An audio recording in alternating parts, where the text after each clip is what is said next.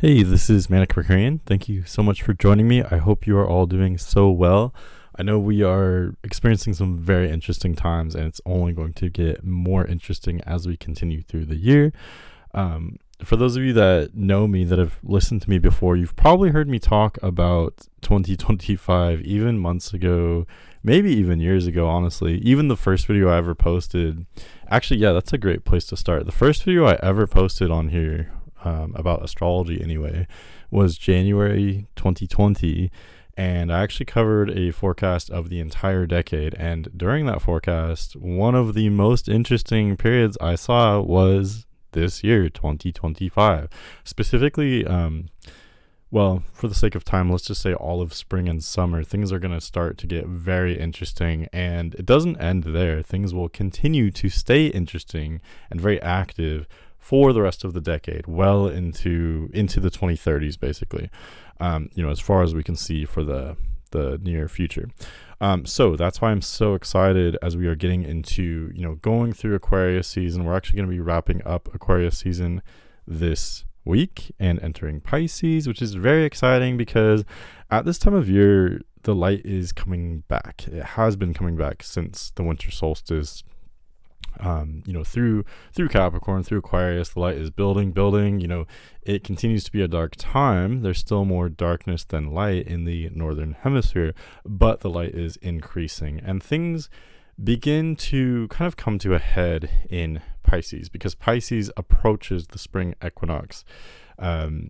Or a different way of putting it is, because the sun will enter Pisces this week, that means that we're going to be less than a month away from the spring equinox. And that's really the tipping point where, suddenly, on the equinox, again, it's not going to be until, well into March 20th, I believe. But that's the day that we're building up to. That's where the entire world has 12 hours of daylight, 12 hours of darkness. And that's where the northern hemisphere moves into spring, which is very exciting because then there will be more light than darkness. And that's where things will really get very active. Things will also be very exciting much, before that, because basically all of March this year is dominated by the eclipse season.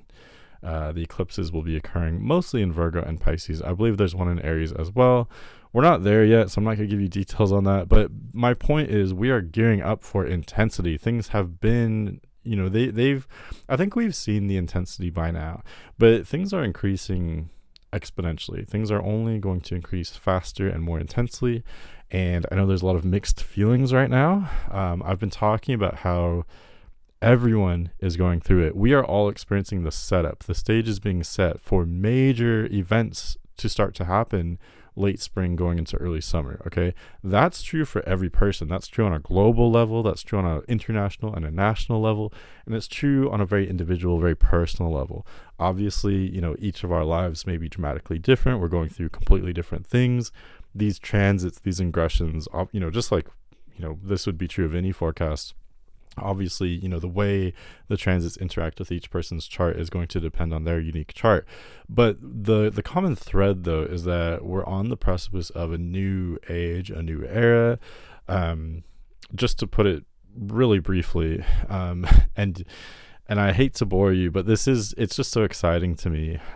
You'll probably hear me talk about this again in the near future. But basically, the period between, let's just say 2008 and 2025, we've had a lot of heavy energy. Pluto's been in Capricorn for most of that period. Pluto just recently entered Aquarius, so that is part of this as well.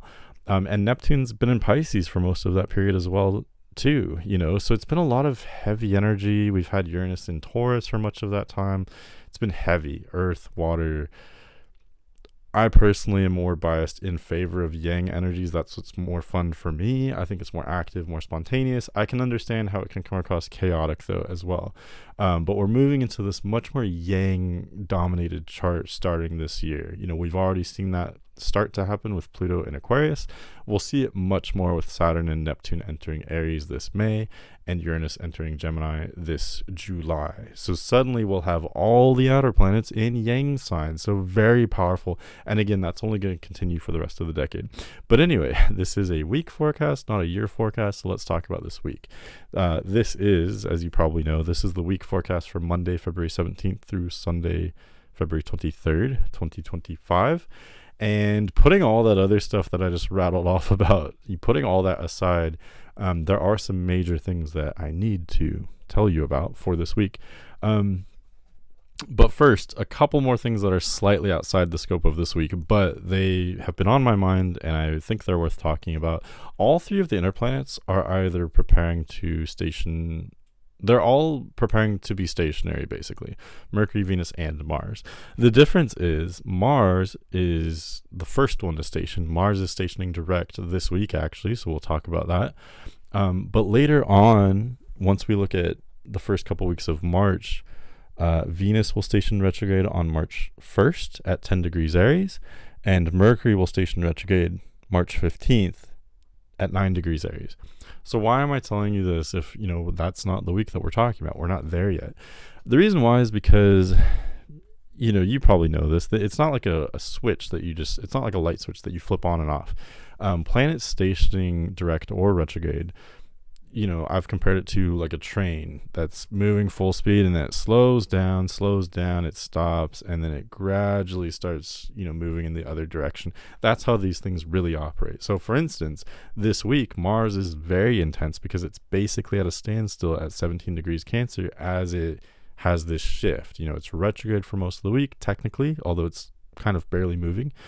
And then slowly, starting on the 23rd, slowly it will start to move direct. Okay.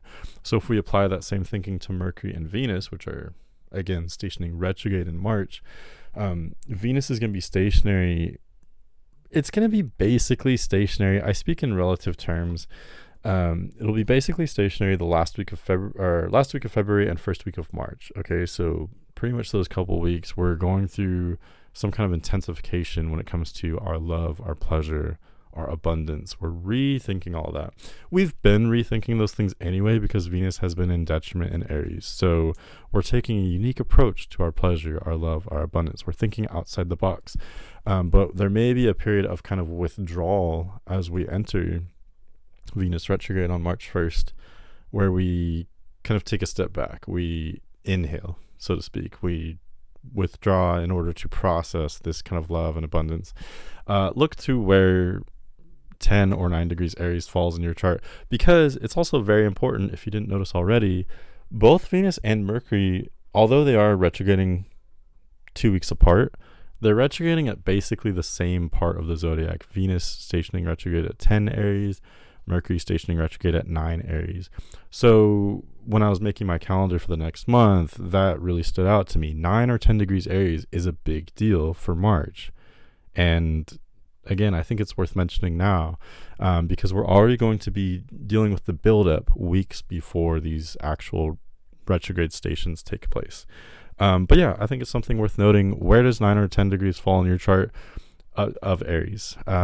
If you happen to have major placements like Sun, Moon, Ascendant, Mercury, Venus, Mars, or any planet for that matter, if you have any kind of major planet or midheaven or rising around 9 or 10 degrees Aries, look into the meaning of that planet or point, because that's going to be a huge focus for you for March. You're going to be rethinking. I'll give let's say 2 examples. If your sun is at 9 or 10 degrees Aries, your ego, your identity, your energy is going to be something that maybe you will withdraw from in March, maybe kind of dissociate a little bit, but you'll do a lot of soul searching and process a lot when it comes to your identity with those retrogrades. If it's your midheaven that's at 9 or 10 degrees Aries, your career, your public image, maybe your goals when it comes to your career, all of that you're going to be rethinking, processing. So those two transits, those 2 retrogrades will be, I think, difficult for everyone, but also generally very meaningful and rewarding. We're really going to be processing a lot through March. But anyway, let's talk about this week. That was just one thing that I really wanted to mention that I noticed that I would want to know about. I like to know about these things before they happen. So yeah, I just wanted to point those out. But yeah, without further ado, let's get into this week's forecast, because I know I just threw a lot of information at you that is kind of technically outside of the week. But I really believe that in order to understand the week or whatever time period we're talking about, we have to also have an understanding of kind of the background and the surrounding time period. Anyway, when it comes to the moon will be transiting from Libra through Capricorn. this week. So moon is kind of, I always picture it as pretty much from Taurus through Libra is generally a pretty easy place for the moon to be. Moon does pretty well in all of those signs, really, almost half the zodiac. It's much more difficult, generally speaking, from Scorpio through Aries. I do think moon does well in Pisces, but my point is moon is going to be entering Scorpio, Sagittarius, Capricorn, where it's a little bit out of place. We may be more emotionally discontent or discomforted, but that can also be motivating, so it's not entirely a bad thing. We will see a third quarter moon this week in Sagittarius, so that's going to kind of rile things up around Thursday.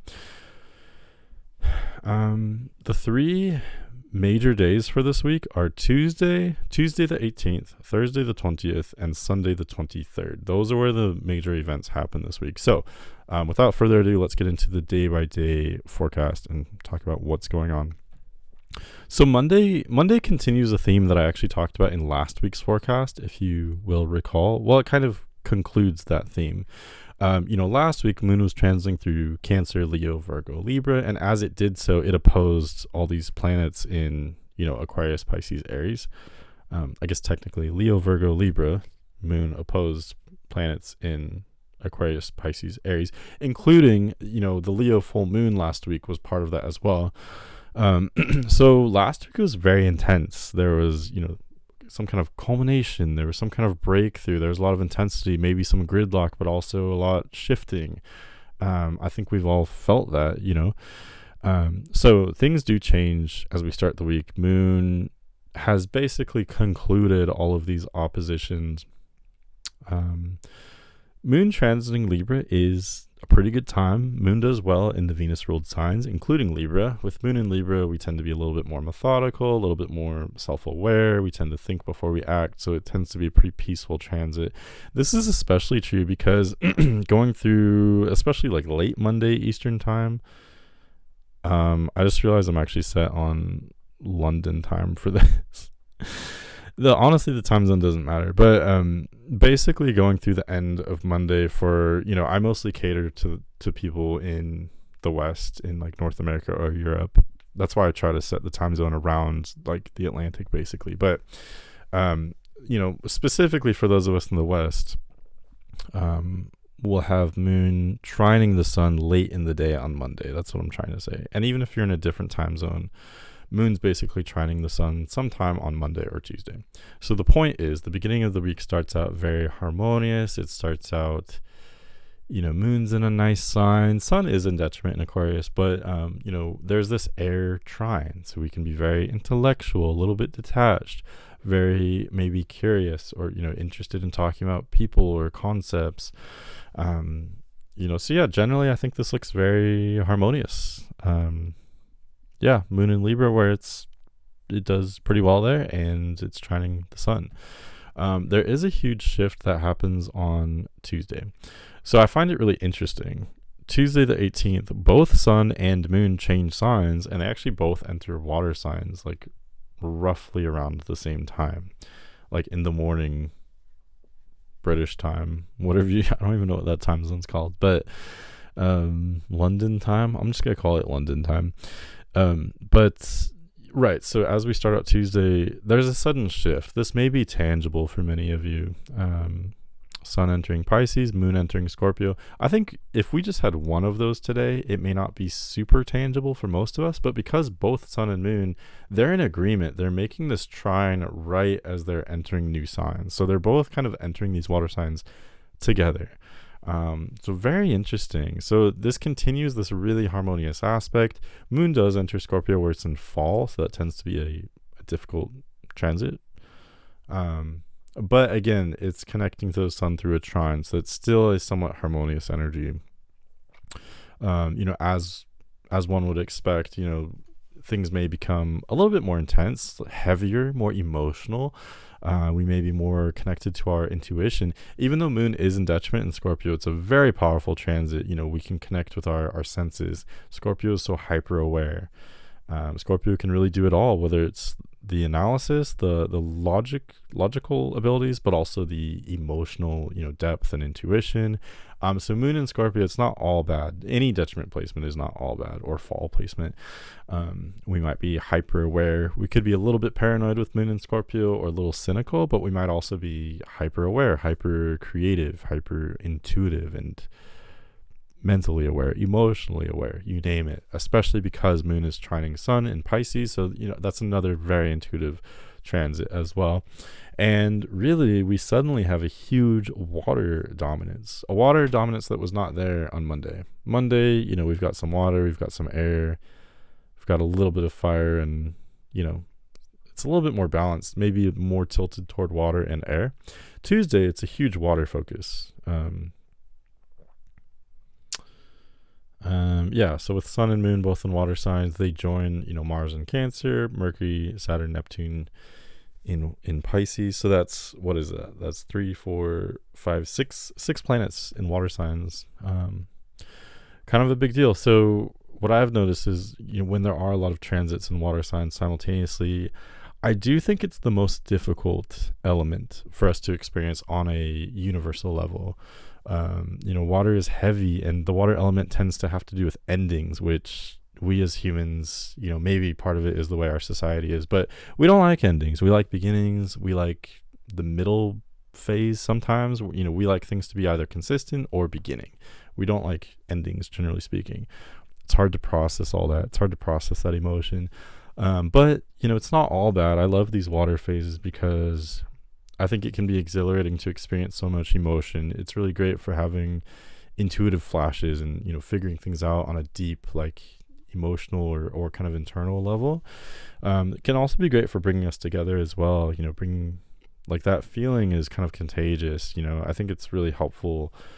It's necessary for human connection to have some kind of feeling or emotion. I don't think we can purely connect on an intellectual level. There has to be some kind of feeling there to really make a meaningful connection. So all of that is, I think, very topical, very relevant with all these water transits starting on Tuesday. Another thing I'll mention too, so moon in Scorpio would typically be, it's in fall, so we'd be a little bit disconcerted, a little bit offbeat, a little counterculture, a little restless. That's only going to continue and expand as we get later into the week. For instance, by Wednesday, February 19th, moon is no longer anywhere near a trine to the sun anymore, and now moon will be approaching a square aspect to the sun that will become exact on Thursday.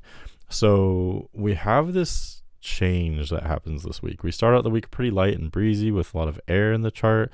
Tuesday, there's suddenly a lot of water, a lot of heavy emotional depth. Wednesday, things become maybe a little bit more anxious or restless. We're sensing the need for some kind of change. And again, that's only going to peak on Thursday. Honestly, that's all I have to say for Wednesday. Wednesday is kind of just a transitional day. It's transitioning from still somewhat of a harmonious energy to a more an energy oriented toward change.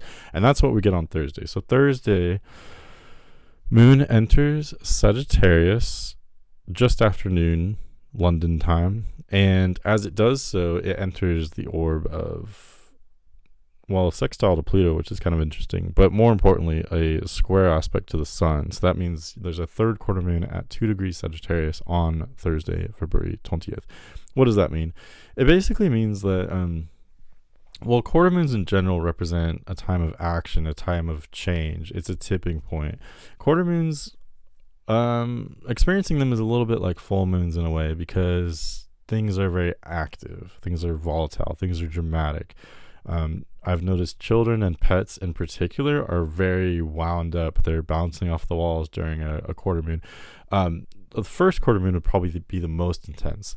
This is a third quarter moon, so this is going to be very volatile on a physical level, but much of it is psychological as well, because the moon is entering the last quarter of its cycle, and as it does so, its themes and its meanings are increasingly becoming more psychological, more ethereal, more mental, emotional, spiritual, etc. They're becoming non-physical because the moon is losing light. The more light the moon has, the more physical and literal its meanings tend to be.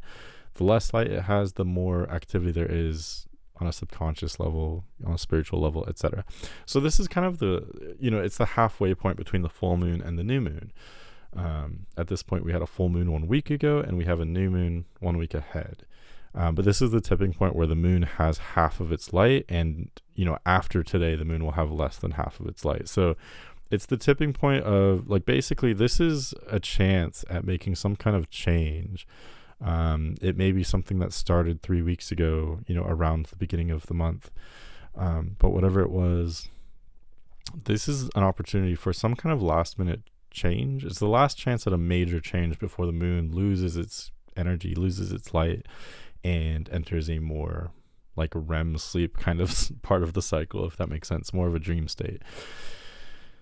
So yeah, this is a time for change. Could be a very physical, literal change. Oftentimes it can be psychological as well. It can represent a crisis in consciousness, especially if you have major placements around 2 degrees Sagittarius or 2 degrees Pisces for that matter. Something interesting about this third quarter moon as well is that both the sun and the moon are ruled by Jupiter. And they actually super loosely make a T-square with Jupiter. Kind of. I mean, it's 9 degrees off. I don't know whether that's kind of a wide orb. So, but the point is, sun in Pisces, moon in Sagittarius, these are both, dreamy, philosophical, passionate energies. They're focused on, big concepts, wisdom. So yeah, really dreamy stuff. I think this is a very psychological aspect. We may be really reevaluating what are our perceptions, what are our beliefs, our concepts that we subscribe to. Much of that may be emotional just as well as intellectual. On Thursday as well, Thursday, February 20th, we're continuing to talk about, there is another aspect. It's another square. Mercury at 11 Pisces is squaring Jupiter at 11 Gemini. So really interesting that we're having a third quarter moon completely ruled by Jupiter, and Jupiter is being squared by Mercury as well. It's also interesting that for this square, so basically Mercury and Jupiter are having a chat. They're having a phone call, let's just say. What's interesting though is that neither of them are home. They're talking on the phone. Both of them are exiled. Both of them are as far away from each of their homes as they can possibly get. Mercury is in detriment and fall in Pisces at this point. Jupiter is in detriment in Gemini, just like it has been for many months since last year. So in other words, both are exiled. Both are in this like faraway land where they don't know the customs, they don't know the language, they're awkward, they can't really operate like they usually do. And yet they're having this conversation. And even the conversation is not harmonious either. They may be disagreeing. What's neat about Mercury and Jupiter, though, is that they don't have to agree. Both Mercury and Jupiter rule mutable signs. They're both focused on learning. By their very nature, they're focused on branching out to expand or to connect with energies different from themselves. So what I've observed is that Mercury-Jupiter aspects, even contentious ones like this square, actually tend to be fairly harmonious, if that makes sense. I know it's a weird take, but Mercury and Jupiter, they don't mind not agreeing. They don't mind being in different signs and being like oil and water. They're all about learning and discussion and debate and philosophy and all of that. They're both kind of intellectual, I guess you could say. They're kind of opposites, but they don't mind being opposite. They don't mind being different. So yeah, it's like they're both in a weird place. They're having this phone call, but they're like, I don't agree with you, but we can still have a civil conversation. So what does that mean for today? So that basically means we are very outside the box right now. We may become privy to some information that we would not usually be open to, or we might not usually find, or, be attracted to for whatever reason. There's some kind of new information, new perspective. Mercury in Pisces is great for that. Like I get tons of reading requests from people who have Mercury in Pisces natally, and I don't think that's a coincidence. I think it's because that placement suggests being open to other ideas. So when it comes to this transit, and especially the square to Jupiter, it's suggesting that we're very open to different information. There may be strange information that is circulating right now. Yeah, pretty much just that. So that kind of comes at the same time as these sudden changes, as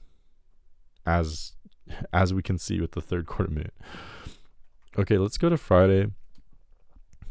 Friday moon continues through Sagittarius, so it's still within orb, kind of, especially for the first half of the day, moon is an orb of that square to the sun still. So in other words, Friday is almost like a continuation of Thursday. Thursday is this huge peak of energy for the week. It's the most intense day of the week by far, in my opinion, Thursday.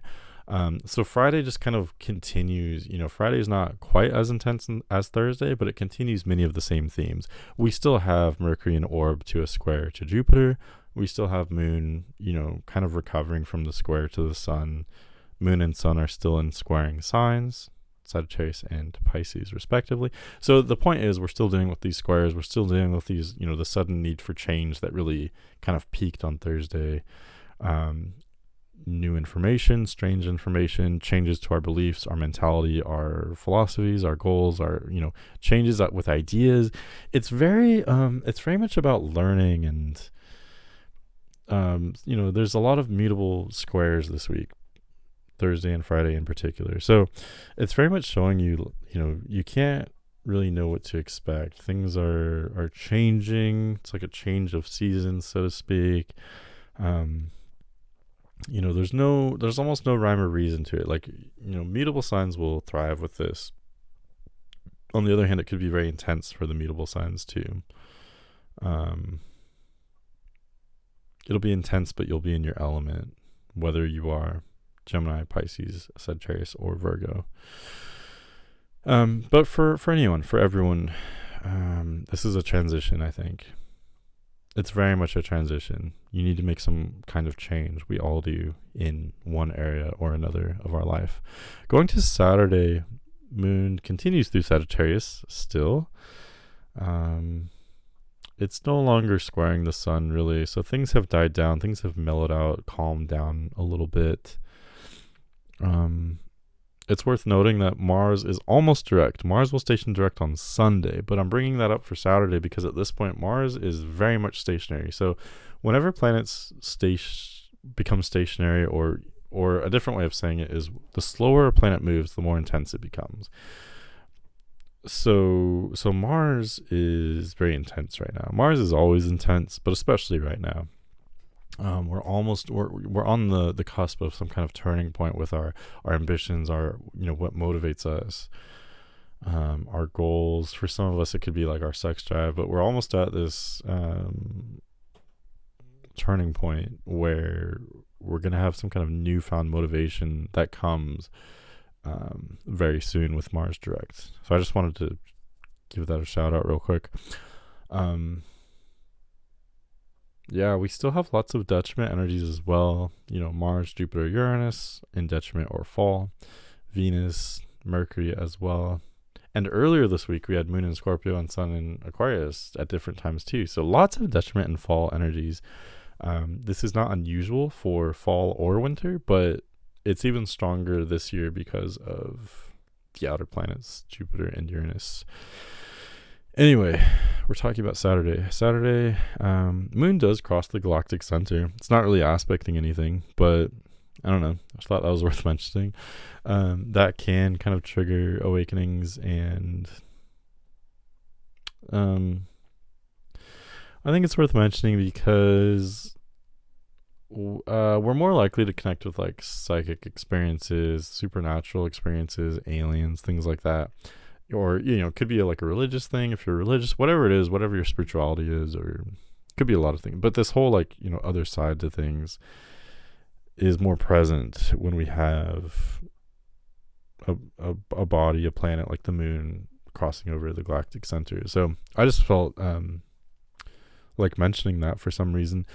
I do notice that moon and the galactic center are being squared by, or they're making us. They're part of a square with Neptune at 28 Pisces and North Node. Maybe that's why I'm being asked to talk about that. So, yeah, so for many of you, I know, many people who listen to these kinds of videos, this kind of content, you may be psychically aware, spiritually aware. You may be aware of your gifts and abilities, and if that's so, or even if it's not, I would say Saturday is worth noting because you may have some kind of clairvoyant experience, some kind of spiritual awakening, supernatural experience, etc.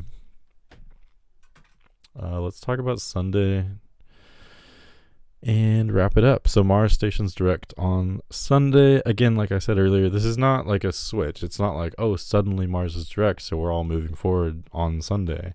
This can take several days. This may be something that you experience as early as maybe halfway through the week. Maybe you already were feeling this Wednesday, Thursday, Wednesday the 19th, Thursday the 20th. But it's something that builds up, and, Mars, again, it's very intense because it's not really moving at this time. There's some kind of turning point that happens on or around Sunday the 23rd with our motivations, ambitions, our drive, but also with 17 Cancer. What do you have in your chart around 17 Cancer? That represents a huge focus. You're very driven in that particular area of your chart right now, whatever that is for you. But you're also reaching a turning point. So you're driven in like a new way. You've discovered something new, a new perspective, a new drive, a new ambition, something new that motivates you. And it's going to be really exciting. Like Sunday is not, I guess Sunday is the exciting day because it's what begins this whole process. But really what's more exciting, in my opinion, is the days and weeks following Sunday, where Mars will slowly, gradually start to pick up steam, pick up momentum, and start traveling faster and faster, and it'll go through the last half of Cancer and finally enter Leo, where it was when it started this whole journey back in December, I believe. So in other words, we still have to kind of backtrack. We still have to experience Mars transiting these same degrees that it went over in the last few months. But as it does so, we are moving forward, moving ahead. We're making progress. That's what's exciting to me, more so than like Sunday itself, if that makes sense. This is just the beginning of new motivation, new desire, new dreams, new energy, new motivation, whatever. Also today, very interesting. So as that's happening, as Mars is stationing direct, Mercury will reach 17 Pisces and make a trine to Mars. So it's so funny. It's almost like, in a weird way, Mercury's, doing its thing, traveling along through Pisces. It's a little washed out. It's a little uncertain, being kind of, Mercury's like fucked up in Pisces, basically.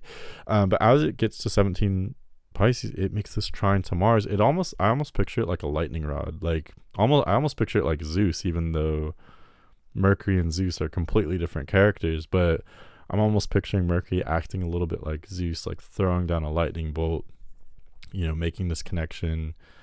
We could use the phone call analogy again. So it's like Mercury's the one making the phone call, dialing up Mars. Is that even a phrase we use anymore? Dialing somebody up? Whatever. Mercury in Pisces, exiled, is calling up Mars saying, hey, like, you need to wake up. Mars hears that phone ringing. I don't know if this analogy is helpful or not, but what's interesting though, kind of like what we talked about with Mercury squaring Jupiter earlier this week, Mercury and Mars are both debilitated as well. They're both in fall. So again, we have Mercury making another aspect, to another debilitated energy. The difference though is that this is a trine, so it's harmonious. Both Mercury and Mars are supporting us in looking outside the box, but especially on an emotional level, on an intuitive level. I feel like that was a lot, but I feel like I'm done now. Okay. One last thing to mention too. So since we're going off London time, right around midnight, the night, like Saturday night, Moon will enter Capricorn. So for most of us in like Eastern North America and Europe, I guess, Moon will be in Capricorn basically all day Sunday. So again, it's in detriment, but this is harmonious though, because Moon will actually sextile the Sun today. So I actually really like this. Pisces and Capricorn work surprisingly well. They are very different as far as sextile signs go, but they are very complementary, just like any sextiling signs. So yes, Moon is in detriment, but the aspect makes all the difference. Moon sextiling Sun, harmonious. Even Mercury trining Mars, very harmonious. So I think we're very blessed to get these multiple harmonious aspects on the same day that Mars, the god of war, wakes up from its slumber, from its retrograde slumber. In other words, this is like the most graceful way that we can have Mars stationing direct. So definitely counting my blessings there, our blessings there. But yeah, that's pretty much what I have for you for this week. So I hope that helps. Next week, we're going to have a new moon, Venus stations retrograde, and Mercury's going to aspect all the outer planets. So I'm very excited to talk to you about those once we get there. But otherwise, yeah, thanks for listening. Have a fantastic week, and I hope you visit me next week as well. Take care.